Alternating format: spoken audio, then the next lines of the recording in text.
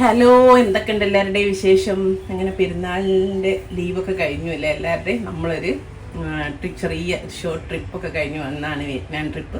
അപ്പം നമ്മൾ അടിപൊളി നല്ലൊരു റെസിപ്പിയാണേ, സിമ്പിൾ വർക്കിംഗ്. ഇപ്പോൾ സ്കൂളും തുറന്നു അല്ലേ.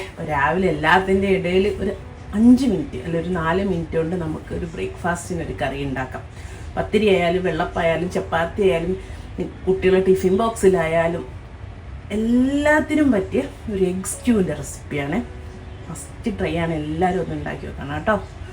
അപ്പം ഇങ്ങനെ ചെയ്യാം. ഒരു ഫ്രൈ പാൻ വെച്ചിട്ട് ചൂടാകുന്നുണ്ട്, അതിലേക്ക് കുറച്ച് വെളിച്ചെണ്ണ ഒഴിച്ചു കൊടുക്കാം.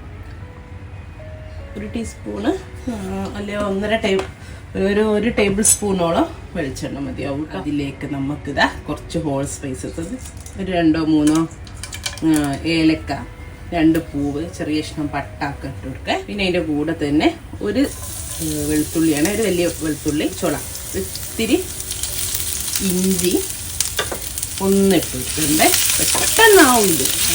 രാവിലെയൊക്കെ നമുക്ക് കുട്ടികൾക്കൊക്കെ കൊടുക്കുമ്പോൾ നല്ല ടേസ്റ്റുമാണ്. സ്കൂളിലേക്കും കൊടുത്തു വിടാം, നമുക്കും ആക്കൊക്കെ ചെയ്യാം. ചെറിയ ഇഞ്ചിയുള്ളൂ, പിന്നെ ഇത്തിരി കരിവേപ്പിലയും 2 പച്ചമുളകും, ഒരു ഇത്തിരി സവാള അരിഞ്ഞത്. ഒരു വലിയ സവാളക്കാണ് ഒരു 1/4 പോർഷൻ മതി. ചെറിയ സവാള ആണെങ്കിൽ അതിൻ്റെ പകുതി, ഒരു മീഡിയം സൈസ് സവാളൻ്റെ പകുതി. ഒന്നൊന്ന് നമുക്കൊന്ന് വഴറ്റിയെടുക്കാം.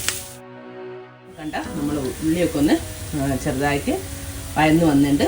ബാക്കിയൊക്കെ പച്ചമണമൊക്കെ മാറിയിട്ടുണ്ട്. ഞാൻ ഒരു 1/2 കപ്പ് വെള്ളം ഒഴിച്ചെടുക്കുന്നുണ്ട്. 1/2 കപ്പ് വെള്ളം ഒഴിച്ചെടുക്കുക. നമ്മൾ മുട്ടയൊന്ന് വേവാനുള്ള വെള്ളം അത്ര മതിയേ. അപ്പോൾ വെള്ളം ഒഴിച്ചെടുത്ത് ഇനി ഞാനിവിടെ 2 മുട്ട എടുക്കുന്നത്, ചെറിയ ക്വാണ്ടിറ്റി ഉണ്ടാക്കുന്നുണ്ട് കേട്ടോ. ഇതുപോലൊരു ബൗളിൽ ഒരു മുട്ട വെച്ചിട്ടുണ്ട്. ഇത് ഡയറക്റ്റ് തന്നെ പൊട്ടി ഒഴിക്കുക. പൊട്ടിച്ചിട്ട് ഡയറക്റ്റ് നമുക്ക് ആ വെള്ളത്തിലേക്ക് ഒഴിച്ചു കൊടുക്കുക. നമ്മൾ പോച്ച് ചെയ്യൂല എഗ്ഗ്, അതുപോലെയാണ് ചെയ്യുന്നത്. പക്ഷെ ഞാൻ കാണിച്ചതാണ്. ചിലപ്പം എല്ലാവർക്കും ഒന്ന് പൊട്ടിച്ച് ഒഴിക്കുമ്പോൾ ചിലപ്പം മുട്ടയുടെ മഞ്ഞ പൊട്ടിപ്പോകാനുള്ള ചാൻസ് ഉണ്ട്. അതില്ലാതിരിക്കാൻ ഇതേപോലെ ഒരു ബൗളിലേക്ക് ഒഴിച്ചിട്ട് ഇങ്ങനെ ഒഴിച്ചു കൊടുത്താൽ മതി. അപ്പോൾ നമ്മൾ ആ മുട്ടയുടെ മഞ്ഞ തീരെ പൊട്ടിപ്പോകില്ലേ.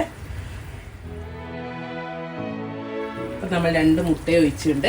ഇനി നമുക്ക് ജസ്റ്റ് ഇതൊന്ന് അടിച്ചു വെക്കാം കേട്ടോ. അപ്പോൾ പെട്ടെന്ന് തന്നെ അങ്ങ് വെന്ത് വന്നോളും മുട്ട. അപ്പോൾ നമ്മുടെ മുട്ടൊക്കെ ഇങ്ങനെ വെന്തോണ്ടിരിക്കണ്ടേ, നമുക്കിതിലേക്ക് ആവശ്യമുള്ള ഉപ്പ് ചേർത്തി കൊടുക്കാം. അതേപോലെ ഒരു 1/2 ടീസ്പൂണ് പെപ്പർ പൗഡറാണ്. കഴിഞ്ഞു, പണിയൊക്കെ കഴിഞ്ഞു, ഇത്രേ ഉള്ളൂ.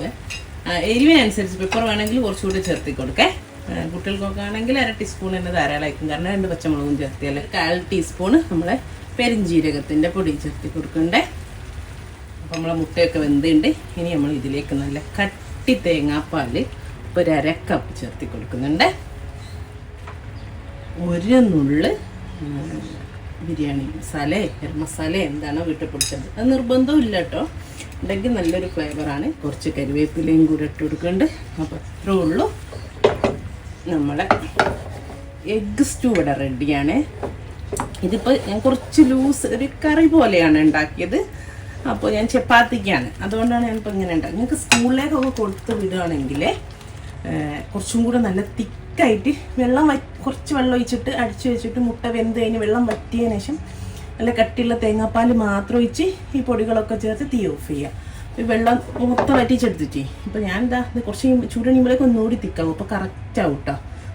ഇതാണ് നമ്മളെ എഗ് സ്റ്റൂ. എന്ത് സിമ്പിളല്ലേ, ഒന്നുമില്ല. ഇത് വറ്റിച്ചെടുത്തിട്ട് ടിഫിൻ ബോക്സിൽ കൊടുത്ത് വിടാം. രാവിലെ നമ്മൾ വർക്കിംഗ് ലേഡീസിനൊക്കെ എത്ര സിമ്പിളാണ് ഉണ്ടാക്കാനില്ലേ. ചപ്പാത്തി, നൂൽപുട്ട്, അപ്പം, പത്തിരി, ഇങ്ങനത്തെ എല്ലാത്തിൻ്റെ കൂടെയും നല്ല അടിപൊളി കോമ്പിനേഷനാണ്. നല്ലൊരു വീഡിയോ ആയിട്ട് വീണ്ടും കാണാം. എല്ലാവരും ട്രൈ ചെയ്ത് നോക്കണേ. Thank you.